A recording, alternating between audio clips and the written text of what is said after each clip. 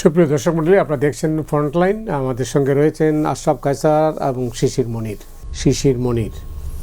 শিশির মনিরকে ধন্যবাদ দিতে চাই এই কারণে, এই প্রথম তিনি ফ্রন্টলাইনে আসলেন, আপনাকে বিশেষভাবে ধন্যবাদ জানাচ্ছি। আশরাফ কায়সার, আপনি জানেন পরিস্থিতিটা এই মুহূর্তে ডিপ স্টেটে আলোচনায় হঠাৎ করে নাটক এভাবে আলোচনার মধ্যে আসছে। সজীব ভুঁইয়ার, বিশেষ করে আসিফ মাহমুদ সজীব ভুঁইয়ার একটা বক্তব্যকে কেন্দ্র করেই এই আলোচনাটা জমাট হয়েছে। এর মধ্যে আবার দুইজন শীর্ষ পর্যায়ের সাবেক জেনারেল গ্রেপ্তার হওয়ার পর এটার মধ্যে লিঙ্ক আপ করা হচ্ছে যে আসলে এরা কারা এবং কী হচ্ছিল পরিস্থিতি। তো আপনি তো এটা নিয়ে খোঁজখবর রাখেন, আপনি কীভাবে দেখছেন? আসিফ মাহমুদের বক্তব্যের পরই মানুষ মূলত বুঝতে পেরেছে যে গত 18 মাসে অভ্যুত্থানকারী যে তরুণরা তারা রাষ্ট্রের বিভিন্ন কর্মকাণ্ডের সাথে কতটা বেশি জড়িয়েছিলেন। দেখুন, একটা তো আমরা দেখেছি যে প্রফেসর ইউনূসের সরকারে তাদের উপস্থিতি, কিন্তু আমরা এটিও দেখেছি যে আপনি দেখেন সেনাবাহিনী সম্পর্কে তাদের অনেক মন্তব্য ছিল, ব্যুরোক্রেসিতে তাদের অন্তর্ভুক্তি ছিল। কোনো উপদেষ্টা তাদেরকে বলেছিলেন যে তারা তাদের শাসনকালকে আরেকটু দীর্ঘস্থায়ী করতে চায় কিনা। যেমন 29 সাল পর্যন্ত নির্বাচনটাকে প্রলম্বিত করা যায় কিনা, এটি আমার সাথে এনসিপির কয়েকজন নেতৃবর্গ শেয়ার করেছেন। আচ্ছা, ডিপ স্টেট বলতে যেই জিনিসটা আসিফ মাহমুদ ব্যাখ্যা করেননি, কিন্তু উনি বলেছেন যে তাদেরকে অফার দেওয়া হয়েছিল। এটি অভ্যুত্থানকারী তরুণদের অনেকের কাছ থেকে অফিসিয়ালি এবং আনঅফিসিয়ালি শুনেছি। অনেকে মানে আইডিয়ালি ব্যাপারটা যা, সেটি হচ্ছে সরকার আসে এবং যায়, রাজনৈতিক সরকার হোক অন্য কোনো সরকার হোক, কিন্তু যারা রাষ্ট্রের নীতি নির্ধারণে ভূমিকা রাখতে পারেন তারা কখনো কখনো প্রতিষ্ঠান, শক্তিশালী প্রতিষ্ঠান, যেমন সেনাবাহিনী একটি শক্তিশালী প্রতিষ্ঠান, ব্যুরোক্রেসি একটি শক্তিশালী প্রতিষ্ঠান, আন্তর্জাতিক মহল যারা বাংলাদেশের বিভিন্ন নীতি নির্ধারণে ভূমিকা রাখেন, জাতিসংঘ একটি শক্তিশালী প্রতিষ্ঠান বাংলাদেশের অভ্যন্তরীণ বিষয়। আমাদের যেহেতু আমাদের পিসকিপাররা বিদেশে রয়েছেন, অতএব তাদের নাম বলে কিন্তু অনেক কিছু বাংলাদেশে করা যায় এবং বলা যায় যে তারা অসন্তুষ্ট হলে আমাদের সৈন্য পাঠানো বন্ধ হয়ে যাবে, যেটি 1/11-এ বলা হয়েছিল। এদের কারো কারো সাথে কিন্তু অভ্যুত্থানকারী শক্তির যোগাযোগ হয়েছে এবং তারা, আপনি খেয়াল করে দেখবেন যে এবারের নির্বাচনে তারা ঠিক গুছিয়ে উঠতে পারেনি। তারা শেষ দিকগুলোতেও তাদের নিজস্ব ক্যান্ডিডেটদেরকে বাজারে নামাতে পারেনি, এমনকি প্রকাশ করতে পারেনি 125 জনের পরে আর কোনো নাম। তার মানে তারা অনেকটা তাড়াহুড়ো করে নির্বাচনে যুক্ত হয়েছে। সেই সময় তাদের এক্সপোজার হয়েছিল যে ডিপ স্টেটের যে অংশীদার ব্যক্তি কিংবা প্রতিষ্ঠান তাদের সাথে, এবং তারা তাদেরকে ধারণা দিয়েছিল যদি কোনোভাবে প্রলম্বিত করা যায় শাসনটিকে এবং তাদেরকে যদি আরেকটু সময় দেওয়া যায় রাজনীতির মাঠ গুছিয়ে নেওয়ার জন্য, অথবা তারা শেষের দিকে এমন জোটে যাওয়ার চেষ্টা করেছে যেই জোটটি ক্ষমতায় প্রায় যাচ্ছে বলে একটি ধারণা তৈরি করা হয়েছিল। এবং আপনি খেয়াল করে দেখবেন যে আমরা সামাজিক যোগাযোগ মাধ্যমে এমনকি বাস্তবেও এমন একটি ধারণা পেয়েছিলাম যে এটি হয়তো এবার ঠিক বিএনপির বিজয়ের সম্ভাবনার চেয়ে অন্য জোটের বিজয়ের সম্ভাবনা প্রবল হচ্ছে। শেষের 7 দিনেই আমাদের মনে হয়েছে যে অনেক কিছু একটু বদলে গেছে, সেখানেও ডিপ স্টেটের ভূমিকা ছিল বলে অনেকে মনে করেন। অনেক ধন্যবাদ। শিশির মনির, আপনি কি এই নেগেটিভসের সঙ্গে একমত? শুনেছি, আমিও আগে শুনেছি, ইনফরমালি শুনেছি, মানুষ তো দেখিনি, কারোর সঙ্গে তো আমার কথা হয়নি, কিন্তু যাদের কথা হয়েছে তাদের মাধ্যমে হিয়ে আসছে কথা। আর কিন্তু একটা জিনিস আমার কাছে মনে হয় যে আসলে আমাদের দেশে পলিটিক্যাল কালচার তো স্টেবল না। এখানে রাজনীতি তো শক্তিশালী নেতৃত্বের উপর প্রতিষ্ঠিত হয়নি। ক্ষমতার পালা বদলটাও খুবই আনস্টেবল, অনেকটা আনসার্টেন। কে আসবে, তারপরে কি হবে, ইলেকশন হবে কিনা, সময় মতো হবে কিনা। একটা ম্যাচিউর ডেমোক্রেসিতে তো এগুলো হাস্যকর ব্যাপার, but it ordinarily happens in Bangladesh. প্রতিবারেই 5 বছর যাওয়ার আগে, 6 মাস আগে টেনশন বাড়তে থাকে, তখন তো সকলেই অ্যাক্টিভ হয়, পক্ষে বিপক্ষে সকলেই অ্যাক্টিভ হতে থাকে। তো যেদিন 5 তারিখ, সেদিন আমি কিছুটা দেখেছি, কিছুটা ফিজিক্যালিও দেখেছি আমি কিছু মানুষকে। সেনাবাহিনীর ভূমিকা তো সাংঘাতিক 5 তারিখে। আসলে এই ক্রাইসিসটাকে ম্যানেজ করার ক্ষেত্রেও অনেক সাংঘাতিক। সরকারকে কি করে একটু সেফ এক্সিট দেওয়া যায়, কি করে গুরুত্বপূর্ণ ব্যক্তিবর্গদেরকে একটু সেভ করা যায়, কি করে ট্রানজিশনটাকে একটা ম্যানেজেবল সিচুয়েশনের মধ্যে রাখা যায়, স্মুথ করা যায়। স্মুথ করা যায়, একটু ম্যানেজেবল রাখা যায়, উইদিন কন্ট্রোলে রাখা যায়। আমি দু একটা ঘটনা একেবারে কাছ থেকে দেখছি। যখন প্রশ্ন আসলো যে জাতীয় সরকার হবে কিনা, এই প্রশ্নও আসলো বিপ্লবী সরকার হবে কিনা, এই প্রশ্নও আসলো প্রেসিডেন্টকে সরিয়ে দেওয়া হবে কিনা, ওই দিনই কিন্তু 5 তারিখে ধানমন্ডিতে এক জায়গায়। তো সেখানেও আমি দেখলাম যে এখন যাদেরকে আমরা ডিপ স্টেট বলে বিভিন্নভাবে দেখি, বুঝি, ফিল করি, কিন্তু চেহারাগুলো চিনি না বা দেখি না, দৃশ্যমান না, এই জন্যই তো ডিপ। আর না হলে তো স্টেট একটা প্রকাশ আছেই, যেটা ডিপ সেটা তো দেখা যায় না, ফিল করা যায় কিন্তু দেখা যায় না। তো সেখানে দেখলাম যে না, ওখানে খুব বড় ধরনের সে থাকে, যদিও দেখা যায় না, কিন্তু জায়গা মতো ঠিকই একটা সে থাকে। মনে হয় যেন একটা ট্রেন্ড আপ, কোন সময়ে কোন কাজটাকে কিভাবে ইয়েস বলতে হবে, কোন জায়গাটাকে না। এটা কি ঠিক তারা সাকসেসফুল হয়েছে ওই সময়টাতে? হয়েছে। আচ্ছা, আমি দেখেছি যে 2-3টা বড় ধরনের বিতর্ক এখন নতুন করে রিভাইভ হয়েছে। কনস্টিটিউশনাল ডিবেট, অনেকেই বলছেন যে কনস্টিটিউশন আদেশটা সঠিক হয় নাই, কারণ কনস্টিটিউশন তো সাসপেন্ড করা হয়নি। তখন কিন্তু কনস্টিটিউশন সাসপেন্ড করার প্রশ্ন এসেছিল, যে কনস্টিটিউশনটাকে সাসপেনশন থাকবে, যতটুকু এই সিচুয়েশনের সঙ্গে কোপ করবে এতটুকু অ্যাক্টিভ থাকবে, বাকিটা আন্ডার সাসপেনশন থাকবে। এটা কিন্তু করতে দেয়নি তখন, এবং সেখানে আমি দেখেছি ডিপ স্টেটের ফাংশন ওয়াজ ভেরি অ্যাক্টিভ। এখন যে কেওয়াসটার কথা আমরা বলছি, messy situation, neither we are within the constitution nor we are outside the constitution, in between একটা, কেউ বলে এইটা পক্ষে, কেউ বলে এটা হলো বিপক্ষে। তার মানে বিতর্কটা লাইভ, সেটেল হয়নি, সিচুয়েশনটাকে সেটেল করতে দেওয়া হয়নি। এখন মনে হয় তাহলে ওই নাটা আসলে সিম্পলি না ছিল না, বা ওই হাঁটা সিম্পলি হাঁ ছিল না, ওটার মধ্যে এখনকার কেওয়াসের বীজ বপন করা ছিল। একটা সময় পরে যে এই কেওয়াসটা এই লেভেলে যাবে, যে বা যারা হা বলেছে সে বা তারা জেনে বুঝেই হা বলেছে, যে বা যারা না বলেছে সে বা তারাও এই সিচুয়েশনটা 1-1.5 বছর 2 বছর পরে এরকম একটা সিচুয়েশনে আসবে, সেটেলড হবে না, ডিবেটটা চলতে থাকবে। তাতে কারো না কারো তো লাভ আছে, অনেকের লাভ কারো না কারো আছে। এই ডিবেটটা কন্টিনিউ করলে, এই যে আমরা এখন ডিবেটটা করছি, যে ডিবেটটা ভিতরে না বাহিরে, বাহিরে না ভিতরে, ঠিক না বেঠিক, আমরা ওকে আক্রমণ করছি তুমি মানো না, ও আমাকে আক্রমণ করছে তুমি মানো না, এর মধ্যে তো কারো না কারো একটা বেনিফিট আছে। ওই বেনিফিটটার সঙ্গে ক্রাইসিস মোমেন্টের হান আর একটা রিলেশনশিপ থাকে। এটা তারা ফরকাস্ট করতে পারে দেখেই তারা ডিপ। ইন্টারেস্টিং না, কিন্তু ক্রাইসিস যেভাবে যাচ্ছে, এটা একটা জায়গা, এখন এই মুহূর্তে একটা পলিটিক্যাল গভর্নমেন্ট আসছে নতুন, এই নির্বাচনের মধ্যে দিয়ে এই বিতর্কটা এখন কই যাবে নিয়ে? এখন হলো সেটেল করতে হবে ইস্যুটা, কিন্তু আনসেটেল। সেটেল করবে কিভাবে? এটাই হলো সবচেয়ে বড় ইস্যু, প্রক্রিয়াগত বিষয়টা। একটা প্রক্রিয়াতে মোটামুটি এগ্রিমেন্ট হয়েছিল যে একটা আদেশ হবে, ইলেকশন হবে, 2টো ফোরাম হবে, একটা সংবিধান সংস্কার পরিষদ হবে আর একটা নর্মাল পার্লামেন্ট হবে। সংবিধান সংস্কার পরিষদে 180 দিনের ভিতরে সেটেল হয়ে যাবে, রিফর্মগুলো অ্যাকসেপ্টেড হবে। 47 রিফর্মের মধ্যে 30 উইল বি অ্যাকসেপ্টেড, বাকি 17 যেখানে হালকা অ্যাসেন্ডিং ডিসেন্ডিং আছে এগুলো কম্প্রোমাইজ হবে। মোটামুটি 6 মাসের ভিতরে, এটা 180 দিনের ভিতরে সেটেল হয়ে নিউ যাত্রা শুরু হয়ে যাবে। কিন্তু সেই সেটেলড ইস্যুটা কিন্তু আবার আনসেটেল হয়ে গেছে। আনসেটেল কিভাবে হয়েছে? ওই শপথটা না নিয়ে পুরো প্রক্রিয়াটা এখন থ্রেটের মধ্যে পড়ছে। প্রেসিডেন্টের এই আদেশটা থাকা সত্ত্বেও ভায়োলেট হচ্ছে। আদেশ তো স্টিল এক্সিস্ট, কেউ তো আদেশ বাতিল করে নেই, পার্লামেন্টও তো বাতিল করে নেই, বিচার বিভাগও তো বাতিল করে নেই, কিন্তু মানাও তো হচ্ছে না। এইটাও আমার কাছে মাঝে মাঝে মনে হয় কোনো compromise formula? This is what I am compromise formula. I am thinking deeply যে এটা থেকে এই সিচুয়েশনটাকে আমি 5ই আগস্ট, 6ই আগস্ট, 7ই আগস্ট ভিন্ন ডাইমেনশনের সিচুয়েশনের সঙ্গে কাছাকাছি মনে হয় কোথাও না কোথাও এই কেওয়াসটা লাগিয়ে রাখা হয়েছে।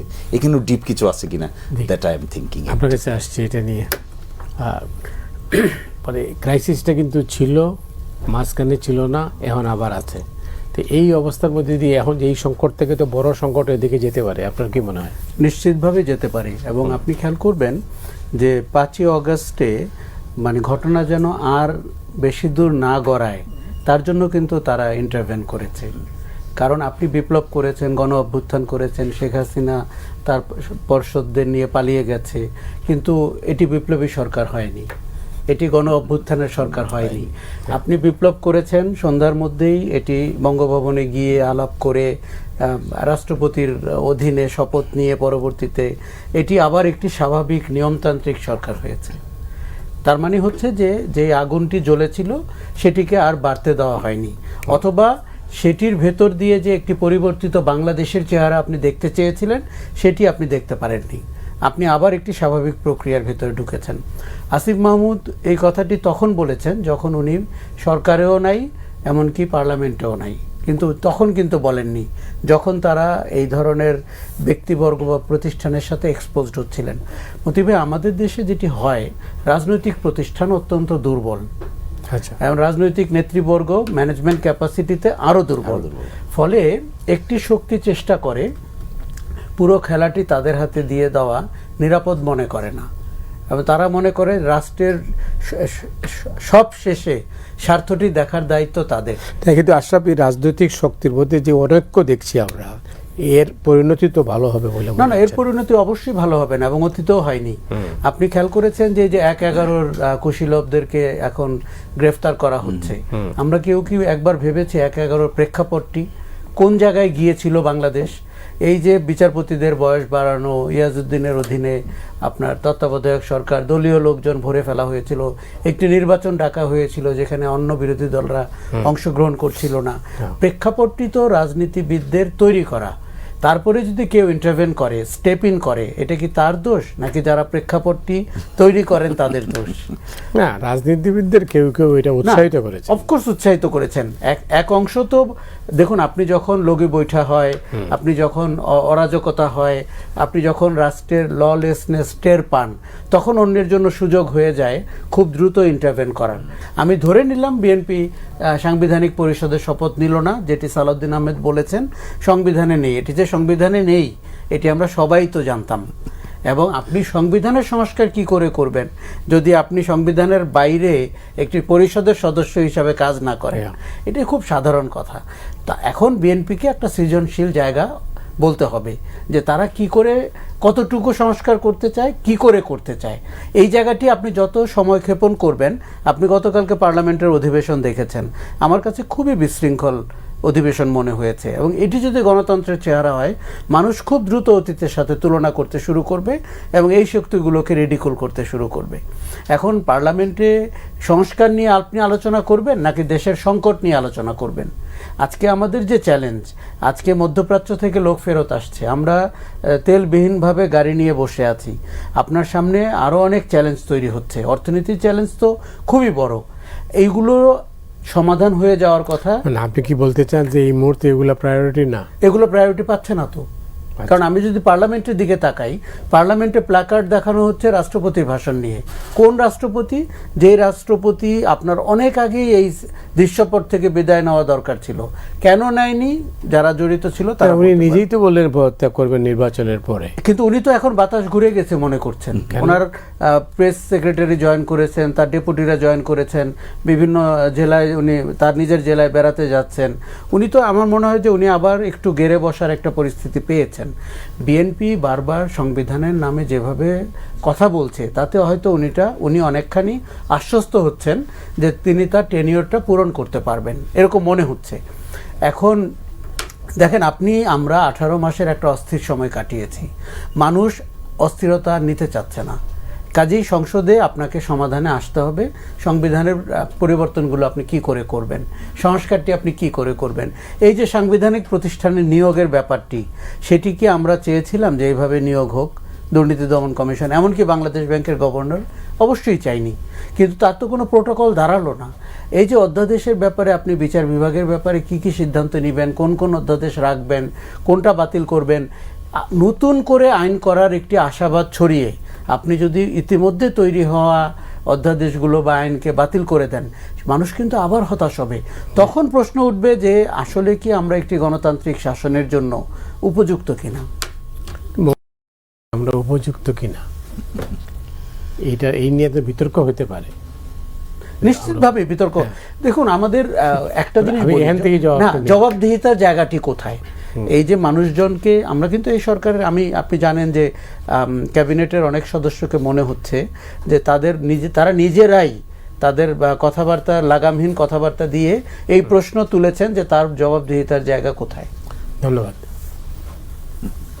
শিশির মনির, আমার কাছেও খুব সাসপিশাস মনে হয় কিছু কিছু জিনিসকে। যেমন এটা কি রিয়েল নাকি এটা স্টেজড? আচ্ছা, সবাই জানে দেশে অভ্যুত্থান হয়েছে, সবাই জানে একটা ট্রান্সফরমেশন হচ্ছে, সবাই জানে সংস্কার একটা এজেন্ডা, তারপরে ব্যতিক্রম হয় কি করে, কেমনে হয়? তাহলে কি আমরা ধরে নিব যে এটি ইচ্ছাকৃত? এটা ক্লিয়ার, কোয়াইট ক্লিয়ার। আপনার কি মনে হয়? হ্যাঁ, এটাই বলছি আমি যে কোয়াইট ক্লিয়ার তো, এটা ইলেকশন হবে, এভাবে যাবে। কি বিতর্ক করছি আমরা এখন? যে এটা সংবিধানের বাইরে যাব না। তো শুরুই তো হয়েছে কেমন? এখন হঠাৎ করে বলছি বাইরে যাব না। হঠাৎ করে যদি আমি বলি বাইরে যাব না, এই কথাটা যে স্ট্যান্ড করানো যাবে না, এটাকে আমি বুঝি না? নিশ্চয়ই বুঝি। এই যে আমরা কয়েকদিন থেকে একেবারে চিৎকার করে ফাটিয়ে ফেলতেছি শহীদ প্রেসিডেন্ট হলে স্বাধীনতার ঘোষক। তো এটা যে সংবিধানে লেখা ভিন্ন কিছু আছে এখন, তাকে আমরা জানি না? জানি তো। আমরাই আবার আর্গু করছি যে আমরা ভিতরে থাকব। তাহলে বঙ্গবন্ধু শেখ মুজিবুর রহমানের ছবি টাঙাই না জেনে? তাই আমরা কি জানি না এটা এখানে লেখা আছে? জানি তো, এতটুকু লেখাপড়া সংবিধানে তো আছে, এতটুকু জানি তো আমরা, কিন্তু আবার ভিতরে থাকতে পাচ্ছি না। গ্রামের একটা লোক হাসে এটা নিয়ে, আরে তখন লিডারশিপটা হাস্যকর হয়ে যায়। লিডারশিপের ক্যারেক্টার যখন অ্যাসেসিনেটেড হয়ে যায়, তখন আপনি ভালো কথা বললেও অ্যাকসেপ্টেবল হবে না। এটা কিন্তু সাংঘাতিক ব্যাপার। কোনো একটা বিপ্লবকে কিংবা কোনো একটা রাষ্ট্রীয় মেকানিজমকে কোয়েশ্চেন করার one of the acceptable method হলো তো কোয়েশ্চেন দ্য লিডারশিপ। আপনি কি এটাকে ফান্ডামেন্টাল মিস্টেক বলতে চান? না, আমি বলতে চাই মনে হচ্ছে এই প্রক্রিয়ায় প্রডিউস হওয়া লিডারশিপকে কেউ না কেউ রেডিকুলাস বানাতে চায়। আচ্ছা, এটাকে আমি ডিপ বলি। এটাকে ট্যাকেল দিতে পারাটা মনে হয় লিডারশিপের ব্যক্তিত্বের ব্যাপার। কেউ যদি আমাকে রেডিকুল বানাতেও চায়, আমি হতে যাব কেন? যখন আমি হতে যাই না বা পারি না ট্যাকেল দিতে, তখন আমি এই হাস্য রসাত্মক বিষয়গুলোকে নিজের ব্যক্তিত্বের উপর আরোপ করতেও দ্বিধাবোধ করি না। আমি জানি পিপল আর লাফিং এট মি, আমি জানি what I am saying is contradictory. আমি এটাও জানি যে এই কন্ট্রাডিক্টরি বিষয়গুলো যদি আমার উপর আরোপিত হয়, আলটিমেটলি লিডারশিপ কোয়েশ্চেন হলে পিপলের ট্রাস্ট কমে যাবে, হতাশা বেড়ে যাবে। রেজাল্ট কী হবে? এন্ড কোনো জাতির লিডারশিপের উপরে ওই দেশের মানুষের যদি ট্রাস্ট না থাকে, কনফিডেন্স না থাকে, কি হয় তা তো আমরা দেখেছি। তো আবার সেই পথে হাঁটছি। এখন প্রশ্ন, এটা কি জেনে হাঁটি, না জেনে হাঁটি, কনসাসলি হাঁটি নাকি আনকনসাসলি হাঁটি? আমার মনে হয় this is one of the major act of deep state. Sometimes, somehow, some people become unreasonable, even if they are reasonable. তার মানে কি আমরা ছায়ার সঙ্গে লড়াই করছি? তার মানে পার্ট অফ দ্য প্রসেস হয়ে যায় অজান্তে। হয়তো অজান্তে আমি এটা বলছি, আমি জানি এটা বললে পরে আমাকে আরেকটা বলতে হবে, অনিবার্যভাবে আমাকে আরেকটা বলতে হবে। এই দুই বলার মধ্যে আমি হাস্যকর হয়ে গেলাম। somebody is laughing at me, যে দিস পারসন বিকাম। তাহলে ভবিষ্যৎ নেতৃত্বের কী হবে? কান্ট্রির সাকসেশন কী হবে? পরবর্তী লিডারশিপ কী হবে? হাস্যকর লিডারশিপ। ব্যক্তিত্ব থাকতে হবে না? কান্ট্রি ইউনাইট হবে কী করে? ক্যারি ফরওয়ার্ড হবে কী করে? রেপ্রেজেন্টেশন হবে কী করে?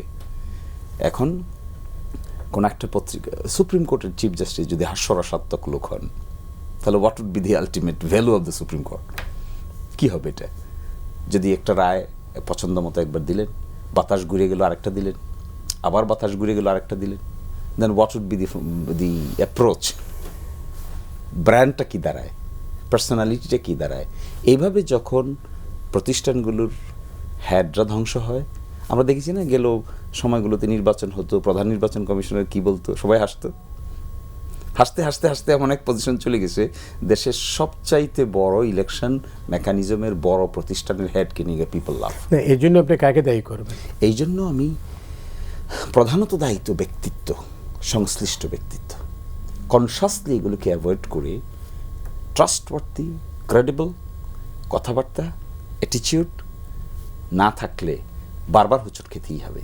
যেমন ধরুন আমরা যে সেটেলমেন্টটাতে আসলাম বিগত 18 বা 20 মাসে, এই সেটেলমেন্টটা আমরাই যারা আসলাম, আমরাই আবার ইউটার্ন নিয়ে অন্য কথা বলছি, এগুলো নিয়ে বাংলাদেশের মানুষ হাসাহাসি করছে। এরপরে আরেকটা সেটেলমেন্টে গেলে আর বিশ্বাস করবে কেউ? করবে না তো। সামনে বসে থেকে জিহুজুর জিহুজুর বলবে, উঠে গিয়েই বলবে দালাল। এখন আমাদের দেশের লিডারশিপের ক্যাপাসিটির মধ্যে, ক্যারেক্টারের মধ্যে দালাল শব্দটা যদি ডানে বামে অ্যাড হয়, কার লাভ হয়?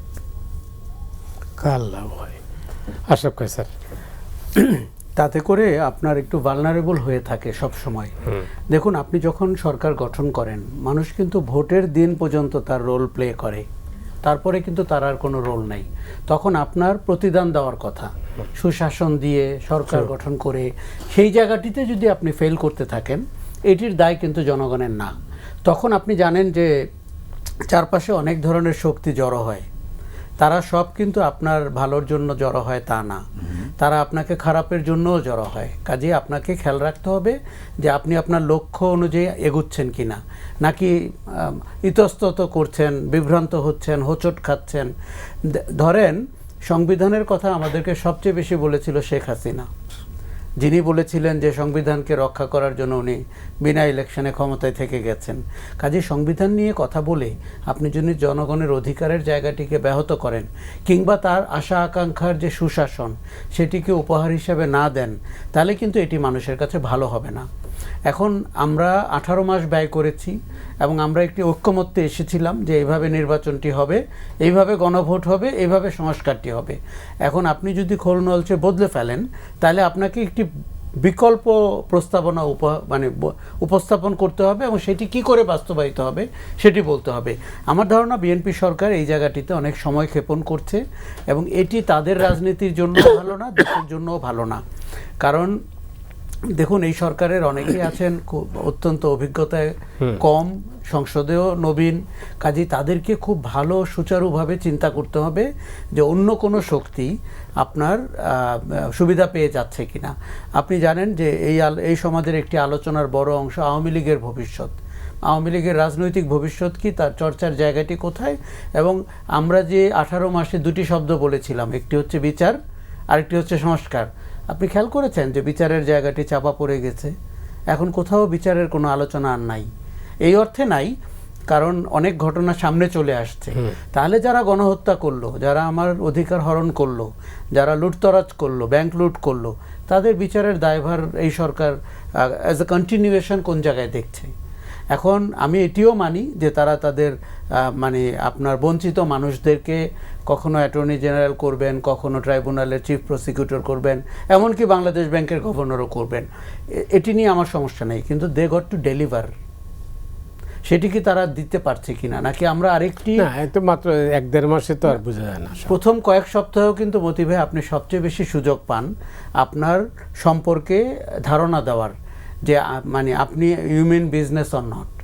কাজেই আমরা দেখুন, আমাদের যেহেতু অনেক বাজে অভিজ্ঞতা অতীতে হয়েছে, আরেকটা জিনিস আপনি খেয়াল করবেন, সরকারটি কিন্তু ডিসাইসিভ ম্যান্ডেট পেয়েছে। এমন না যে সে দুর্বল সরকার, সে 2/3 মেজরিটি পেয়েছে। আজকে আপনার সংবিধান সংশোধন বা সংস্কারে যে কোনো কিছু এই সরকার একাই করতে পারে। কাজে এরকম ডিসাইসিভ ম্যান্ডেটের পরে আপনি কি অজুহাতে বলবেন যে আপনি দেশকে সুশাসনের পথে নেননি? আমার মনে হয় এই জায়গাটি কিন্তু খুব পরিষ্কার। আমরা ইলেকশনের আগে যতটা ভেবেছিলাম যে একটি কথার কথা হ্যাং পার্লামেন্ট হবে, অংশীদারিত্বের সরকার হবে, এই কিছুই কিন্তু ঘটেনি। এবং আমার ধারণা যে বিএনপির অনেকেই অবাক হয়েছেন এই রেজাল্টে, যেমন আমি ব্যক্তিগতভাবে অবাক হয়েছি জামাত ইসলামীর রেজাল্টে। তারা যে পরিমাণ ভোট পেয়েছেন, আমরা যেহেতু তাদেরকে অন্তত 35 বছর ধরে নির্বাচনী রাজনীতিতে দেখছি, কাজেই এই যে মানুষের আশা আকাঙ্ক্ষার প্রতিফলন, সেটিকে কিন্তু গুরুত্বের সাথে আপনার দেখতে হবে। এখন সরকারটিকে ডেলিভার করতে হবে। কি ডেলিভার করতে হবে? বিচার নিশ্চিত করতে হবে, সংস্কার বাস্তবায়ন করতে হবে, এবং আপনাকে পরিষ্কারভাবে এই সুশাসনের জায়গাটিকে দেখতে হবে। এই জায়গাটিতে আমার মনে হয় যে আমরা খুব বেশি লক্ষণ ভালো দেখছি না। দেখুন, পার্লামেন্টে যদি আপনি বিতর্ক করতে থাকেন, আপনি মানে সংস্কারের জায়গায় আগাবেন কি করে? একটি কমিটি কেন করা হলো না, যেই কমিটি সংবিধান সংস্কার নিয়ে কাজ করবে কিংবা সংস্কারের রোড ম্যাপ নিয়ে কাজ করবে? সেই জায়গাটিতে যেতে তো আমাদের, দেখুন, এটি একটি রাজনৈতিক সিদ্ধান্ত, এটি আপনি এইভাবে পার্লামেন্টারি বিতর্ক করে কিন্তু হবে না। বিতর্ক হবে না, না, রাজনৈতিক সিদ্ধান্ত তো বটেই, এতে কোনো সন্দেহ নেই, কিন্তু এই বিতর্কের শেষটা কোথায়? দেখুন, একটা রাষ্ট্র পরিচালনার একটা দলিল তো আছে সংবিধানে। অবশ্যই। একজন প্রধান বিচারপতি ছিলেন আমাদের দেশে, তিনি ওপেন কোর্টে বলতেন যে আমরা বিচার করতে গিয়ে আমরা আছি ফায়ারের মধ্যে। তখন আমরা বুঝতে পারতাম না যে কি বলেন এটা। তো একদিন ইনি ব্যাখ্যা করলেন যেটার মানে কি, যে লোকটা মার্ডার করেছে সে তো জানে করেছে কি করে নাই, আর আমরা কাগজপত্র দেখে ঠিক করছি সে মার্ডারার কিনা। ধরুন কাগজপত্রের কারণে তাকে আমরা মার্ডারার সাব্যস্ত করে মৃত্যুদণ্ড দিয়ে দিলাম, সে তো জানে যে সে মারে নাই। আবার উল্টো হলো, খালাস দিয়ে দিলাম, কিন্তু সে তো জানে সে হয়তো গোপনে মেরেছে, কেউ দেখে নাই। তাহলে বিচার তো তার হচ্ছে না, বিচার তো হচ্ছে আমাদের, যে আমরা সঠিকভাবে নিতে পারছি কি পাচ্ছি না। খুব ইন্টারেস্টিং। সেম থিং আমাদের সংবিধান, আমার ধারণা হাসছে। সংবিধানের যদি মুখ থাকতো না, তাহলে আজকে সে মুখ খুলতো, সে বলতো। আমরা যারা সংবিধানের ব্যাখ্যা দিচ্ছি, সে মুসকে মুসকে হাসে, আমার ধারণা গোপনে হাসে, বলে কি আমাকে নিয়ে। কিন্তু এতে শাসক দলের লাভটা কি? আমার ধারণা এখানে দুটো বিষয় আছে। একটা আছে কোথাও কোথাও পার্সোনাল ইগো, আচ্ছা, কোথাও আছে মেজরিটির ইগো। দুটো জিনিস আমি টের পাই, উত্তাপ টের পাই। এটাও আপনি বলতে পারেন যে সেন্স থেকে বুঝতে হয়, সুনির্দিষ্ট তথ্য তো পাওয়া যায় না। কিছু আছে আমি বলছি, আমরা ইন্টারপ্রিটেশন দিচ্ছি, এটাই তো সঠিক হবে, অন্যেরটা কেন? This is one approach. আর একটা অ্যাপ্রোচ আছে, আমাদের অ্যাবসলিউট মেজরিটি আছে, অন্যদের এত কথা কেন? এটাও একটা অ্যাপ্রোচ আছে। কিন্তু কোনটা সঠিক কোনটা বেঠিক এই নিয়ে তো সংবিধান হাসতেছে, যে বিপ্লব হয়ে গেছে, চলে গেছে সরকার, সলিউশন খুঁজতেছি আমরা সংবিধানের ভিতরে। নিশ্চয়ই সংবিধানের মুখ থাকলে সে বলতো আমি এর ভিতরে নাই, আমাকে আপনারা টানাটানি করেন না, আমার কাছে কোনো সমাধান নাই, কারণ আপনারা তো আমাকে ডানে বামে ফেলেই সমাধান খুঁজেছেন। এখন আবার আপনারা আমার ভিতরে ঢুকছেন যে এই প্রতিবাদ করতো যদি তার লাইফ থাকতো। কিন্তু এখন এসে এই বিতর্কটার মধ্য দিয়ে আমি খুবই মাঝে মাঝে একা একা চিন্তা করি, এতদিন এটা সমাধান হয়ে যেত। সরকারের 40 দিন হয়েছে, প্রায় হয়ে যেত, 180 দিনের কোনো দরকারও ছিল না। হবে, শপথ হবে, প্রথম পার্লামেন্টে আসবে, প্রথম দিনই আমরা 30 দিনের জন্য নর্মাল পার্লামেন্ট স্থগিত করে আমরা সংবিধান সংস্কার সভায় চলে যাব। 30 ডেজের মধ্যে লেট ইট বি ফিনিশড, দ্বিকক্ষ বিশিষ্ট পার্লামেন্ট গঠিত হয়ে গেল। Now to deliver, to reconstitute the nation. একেবারে ইউনাইটেডলি এই বিতর্কটা বাঁচিয়ে রেখে সবাইকে কনফিউশনে ফেলে দিচ্ছি আমরা, এবং দিস ইজ আননেসেসারি। আমরা হবসের বই দেখাবো, লক্সের বই দেখাবো, মদিনা সনদের কথা বলবো, ফায়দা কি?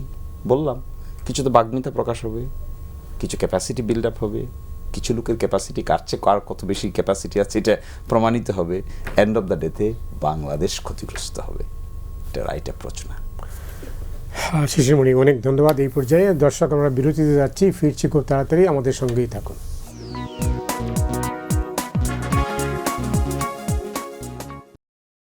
সুপ্রিয় দর্শক মণ্ডলী, আপনারা দেখছেন ফ্রন্টলাইন। আমাদের সঙ্গে রয়েছেন আশরাফ কায়সার এবং শিশির মনির। দুজনের বক্তব্য আমি শুনছিলাম। আশরাফ কায়সার, এবার একটু যুদ্ধ পরিস্থিতি এবং বাংলাদেশ, আমরা কোথায় দাঁড়িয়ে? আমরা ভীষণ চ্যালেঞ্জের মুখে আছি, সংকটের ভেতরে আছি, এবং আমাদেরকে বসে এই সংকটের গভীরতা কি এবং কতদূর প্রসারিত হতে পারে এরকম একটি আলোচনা করে ফেলতে হবে, সেই অনুযায়ী ব্যবস্থা নিতে হবে। আমরা এখন পর্যন্ত কোনো অ্যাক্ট করছি না, আমরা পর্যবেক্ষক হিসেবে দেখছি অথবা সংকটের স্বরূপটি নিয়ে আমরা কথা বলছি না। দেখুন, আমরা যুদ্ধ তো হচ্ছে মধ্যপ্রাচ্যে, কিন্তু এই যুদ্ধের আঁচ পৃথিবীর সব প্রান্তে পৌঁছে গেছে। আপনি আপনার প্রতিবেশী দেশ শ্রীলঙ্কা ব্যবস্থা নিচ্ছে, ফিলিপিন্স নিচ্ছে, ইন্দোনেশিয়া নিচ্ছে, তারা নিশ্চয়ই বোকা না। কাজেই আমাদের যে দেখুন, জ্বালানি হচ্ছে পৃথিবীর সব কিছুর মূল, কাজে আমাদের জ্বালানিটি আমদানি নির্ভর। আমরা বারবার টেলিভিশনে দেখাচ্ছি যে পেট্রোল পাম্পের সামনে কয়েক কিলোমিটারের লম্বা লাইন। আমার ধারণা যে মজুতদারিদের তো এই মৌকা পেয়েছেই, তেলের সাথে সংশ্লিষ্ট কেউ পিছিয়ে নেই, চেষ্টা করছে পাম্প মালিকরা, এমনকি ট্যাঙ্ক লরির শ্রমিকরা, এমনকি যমুনার ডিপো আর বাইকওয়ালারা, এবং তারা চেষ্টা করছে অতিরিক্ত তেল নিয়ে কোনোভাবে মজুত করে ফেলতে। এটি গেল সারফেস লেভেল বর্ণনা, কিন্তু আপনি তেলের যোগান দিবেন কোত্থেকে এবং কি দামি, এটি হচ্ছে প্রশ্ন। গ্লোবালি আপনি জানেন $116 হয়ে গেছে এক ব্যারেল তেল, তার মানে বাংলাদেশ কোত্থেকে তেল নেবে? আমরা কিন্তু ভারতকে অনেক আগে থেকে বাংলাদেশের তেলের দাম বাড়ায় নাই না, এখন বাড়ায় নাই, সেটি তো আপনি কৃত্রিমভাবে ধরে রেখেছেন। কিন্তু আপনার যখনই নতুন মূল্যে তেল কিনতে হবে, তখন আপনি ভর্তুকির মাত্রা আরও বাড়াবেন, এবং তখন অর্থনীতির উপরে যে চাপ পড়বে সেটি কিন্তু দৃশ্যমান হবে। আরেকটি জিনিস হচ্ছে যে এনার্জির সাথে সব কিছুর সম্পর্ক আছে। আপনি বাজারে লাল শাক পটলের দামও বেড়ে যাবে, কারণ তো তার পরিবহন কস্ট বেড়ে যাবে। কাজেই আবার মধ্যপ্রাচ্য যেহেতু আমরা রেমিটেন্স গণি এবং আমাদের ব্রেকিং নিউজ হয় $30 বিলিয়ন, $32 বিলিয়ন, তারা কি অবস্থায় আছে? আপনি দেখেছেন যে মধ্যপ্রাচ্যে বেশ কয়েকটি হত্যাযজ্ঞের কয়েকটি কিন্তু বাংলাদেশিদের, তার মানে তারা এমন সব লোকেশনে আছেন যেটা যুদ্ধের মধ্যে পড়েছে। কাজেই তাদের কর্মচ্যুতি ঘটবে, তাদের দেশে ফিরে আসার ব্যাপার থাকবে, তাদেরকে আপনি কি করে পুনর্বাসন করবেন, তাদের রিএমপ্লয়মেন্ট কি করে হবে? আপনার রেমিটেন্সে ধস নামবে। তারপরে আপনার এই যে আমাদের যে ট্রেড অ্যান্ড কমার্সের যে জায়গা, সেটিও তো হরমুজ প্রণালী দিয়ে যেতে হচ্ছে বা আসতে হচ্ছে বা অন্যান্য দেশের যেতে হচ্ছে। সেই ক্ষেত্রে আমাদের রপ্তানির ভবিষ্যৎ কী, আমদানিরই বা ভবিষ্যৎ কী? ফলে পুরো জিনিসটাকে আপনি ইন্টিগ্রেটেড ওয়েতে দেখে এবং আপনি প্রেডিক্ট করেন, ধরেন 4 সপ্তাহ যুদ্ধটি প্রলম্বিত হলো, না হয়ে যদি 2 বছর হয়, এমনিতেই ইউক্রেনে যুদ্ধ চলছে, পাকিস্তান আফগানিস্তানে যুদ্ধ শুরু হয়েছে, বিভিন্ন গাজাতে 3 বছর ধরে যুদ্ধ হলো, এখন ইরানে হচ্ছে। কাজেই বাংলাদেশকে একটি রোবাস্ট, দেখুন আমাদের একটা সুবিধা হচ্ছে যে জনগণের ম্যান্ডেট প্রাপ্ত একটি সরকার ক্ষমতায়।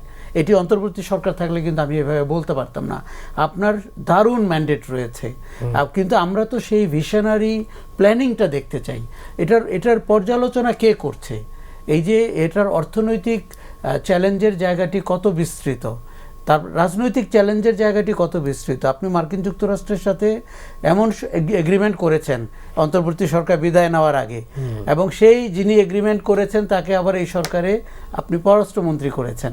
কাজেই আমরা আসলে মার্কিন যুক্তরাষ্ট্রের সাথে ট্রেড অ্যান্ড কমার্স শুধু চালাতে পারবো, নাকি তার রাজনৈতিক প্রভাবও আমাদের গায়ে এসে পড়বে? আমার মনে হয় জনগণের সাথে স্বচ্ছতার সাথে কথাগুলো বলতে হবে। এখন ক্রাইসিসে একটা দেশ নিজ থেকে তো যায়নি, বৈশ্বিক প্রেক্ষাপটের কারণেই আপনি গেছেন। কাজেই আপনার এক হাতে ল অ্যান্ড অর্ডার সিচুয়েশন দেখতে হবে, যাতে মজুদদার বা চোরাকারবারীরা জায়গা না পায়। আরেক অর্থে আপনি কিন্তু নাগরিকদের সুযোগ সুবিধা, জীবনযাপনকে প্রোটেকশন দিতে হবে, এটি সরকারের দায়িত্ব। বিগ চ্যালেঞ্জ নিশ্চিতভাবেই, যেটা আমি জিজ্ঞেস করলাম লাস্টে, বিগ চ্যালেঞ্জ আশরাফ কায়সার বলছে যে নিশ্চিতভাবেই। আপনি কি মনে করেন? আমিও তাই মনে করি। আচ্ছা, এটা ডিপেন্ড করবে লিডারশিপের ক্যাপাসিটির উপরে। ইতিহাসের বাঁকে বাঁকে কিন্তু নেতৃত্ব পরীক্ষিত হয়। যারা ক্রাইসিস ম্যানেজ করতে পারে তারা ইতিহাসে জায়গা করে নেয়, আর যারা পারে না তারা শুধু অফিস হোল্ড করে, কিছুটা এনজয় করে, সময় পার করে, কিন্তু ইতিহাসের পাতায় জায়গা থাকে না। তো আমি মনে করি জনাব তারেক রহমানের সামনে এরকম বড় বড় ঘটনা আসতেছে। একটা হলো সাংবিধানিক সংস্কার, কি করে তিনি ট্যাকেল দিবেন, কি করে মানুষকে একসাথে রাখবেন, চ্যাপ্টার হয়ে থাকবেন। একই সাথে আরেকটি ঘটনা, এটা আমি তো গত 2 দিনের পার্লামেন্ট দেখে আমি একটু হাসাহাসি করতেছি বসে বসে একা। কেন? আপনি তো ওই পার্লামেন্টের সদস্য হতে পারতেন। আমি গেলে আমার ধারণা আমি এগুলো কোপ করতে পারতাম না। তারকা চিহ্নিত প্রশ্ন উত্থাপন করুন, তাই তো। তো তারকা চিহ্নিত প্রশ্নে কি আছে, অমুক জায়গায় কালভার্ট হলো কিনা, এগুলো সংসদের আলোচনার বিষয় হওয়া উচিত। আমার তো মনে হয় না পৃথিবীর কোথাও এগুলো হয় করে। এটা তো ট্র্যাডিশনাল, এই ট্রেডিশনটা কোনো ভাঙতে চেঞ্জ না। হয় নাই তো। এইগুলো করতে রুলস অফ প্রসিজিয়ারটা আমি 3-4 দিন থেকে খুব পড়তেছি, পার্লামেন্টের রুলস অফ প্রসিজিয়ার। আমার কাছে মনে হয় খুবই অর্ডিনারি থিঙ্কিংয়ের রেজাল্ট হিসেবে রুলস অফ প্রসিজিয়ার বানানো হয়েছে। একটা সেট করা মেনু আছে, ওই সেট করা মেনুতে স্পিকারকেও সেট করা মেনুতে চলতে হয়।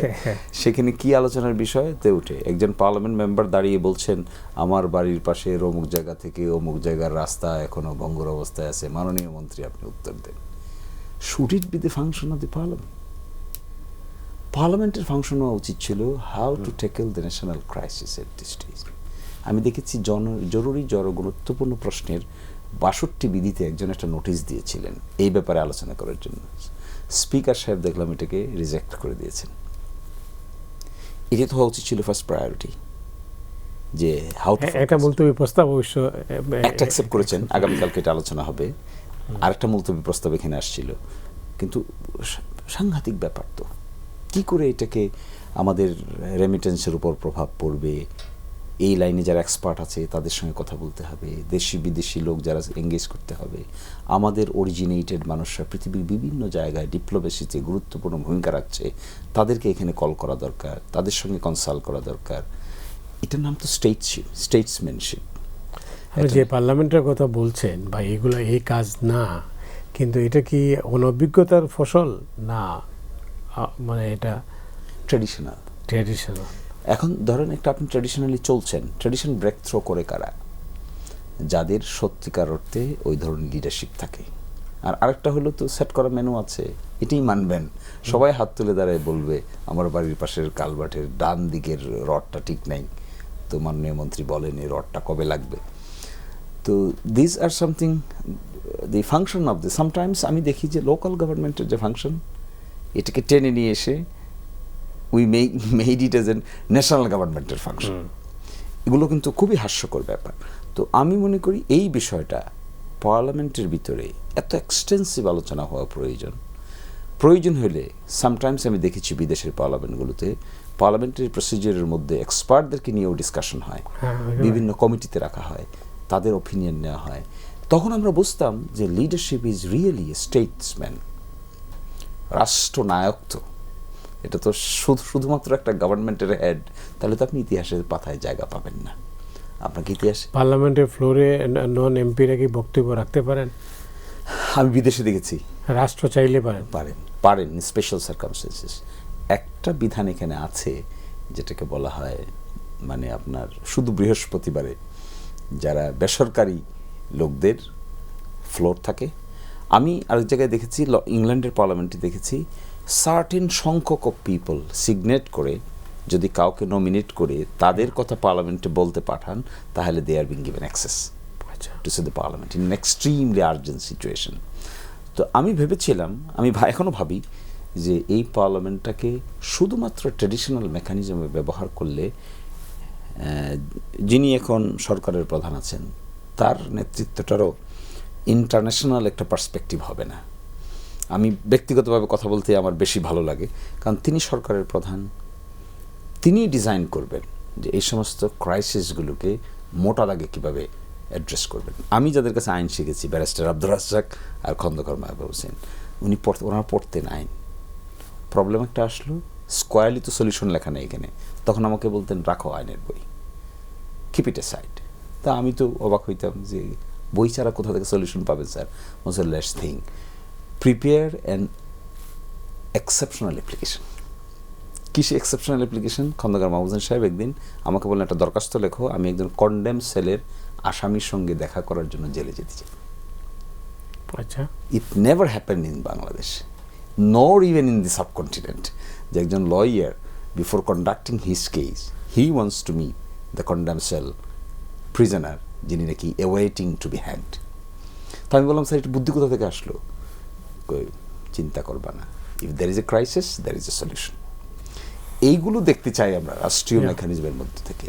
আর তা না হলে শুধুমাত্র বাদির দোয়ানা বিবাদী চাইনা অর্ডিনারি সংসদ গেলাম আসলাম আলোচনা করলাম শেষ পর্যন্ত কিতাবি কথা পড়ে টরে আসলাম, এ দিয়ে তো রাষ্ট্রের বড় ধরনের পরিবর্তন সম্ভব। ধন্যবাদ। এটা তো খুব, এটা ঠিক বাস্তব। আমরা এই ধারাবাহিক এই অবস্থার মধ্যেই আছে আসলে, নতুন কিছুর দিকে যেটা যাবে ব্রেক থ্রু তো আমরা দেখছি না আসলে। আলোচনাটা যে কারণে এই জায়গায় যাচ্ছে, আমাদের সবার প্রত্যাশা ছিল মৌলিক পরিবর্তন, এবং আমাদের সবার প্রত্যাশা ছিল যে গেম চেঞ্জিং ব্রেক থ্রু। এই যে পার্লামেন্টে আপনি জিজ্ঞেস করছিলেন যে এরকম করে কেন হয়, পার্লামেন্টের ধরনটাই এভাবে ট্র্যাডিশনালি তৈরি হয়েছে। এটি আইন প্রণেতাদের সভা হয়নি, এটি আপনার স্থানীয় সরকারের রাস্তাঘাট নির্মাণের সভা হয়েছে।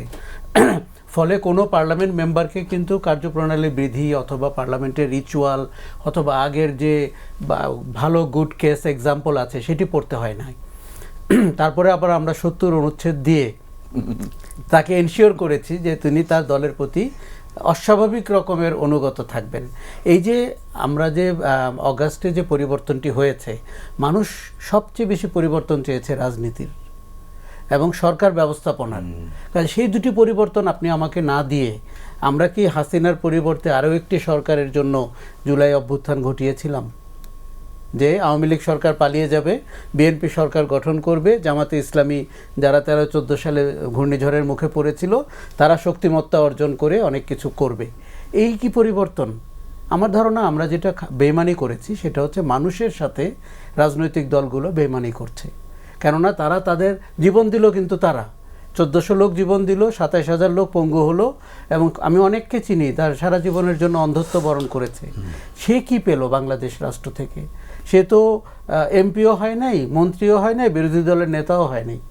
তার মানে আমরা সবাই তাদেরকে ব্যবহার করে শেখ হাসিনাকে ক্ষমতাচ্যুত করে আমরা ওই চেয়ারে বসার চেষ্টা করলাম, ওই সংবিধানের দোহাই দেওয়ার চেষ্টা করছি যেই সংবিধান নিজেই গণতান্ত্রিক শাসনের উপযুক্ত সংবিধান না, জবাবদিহিতার উপযুক্ত সংবিধান না। আজকে আমরা যারা সংবিধানকে মনে করছি যে একটা দারুণ ঘটনা, এটির আলোকে দেশ চালাতে হবে, এই সংবিধানের ব্যাপক পরিবর্তন হওয়া দরকার। আপনি যদি জবাবদিহিমূলক গণতান্ত্রিক শাসন দেখতে চান, পার্লামেন্টে আপনাকে এমন সব বিতর্ক উত্থাপন করতে হবে। আপনি খেয়াল করেন 40 দিনের সরকার, ইরান যুদ্ধ চলছে 30 দিন, পার্লামেন্টে 1 দিনের জন্য 1 মিনিটের জন্য আলোচনা হয়নি। তার মানে আমরা কি নিয়ে আলোচনা করছি? আমরা যে বেহুদা জিনিসগুলো নিয়ে আলোচনা করছি।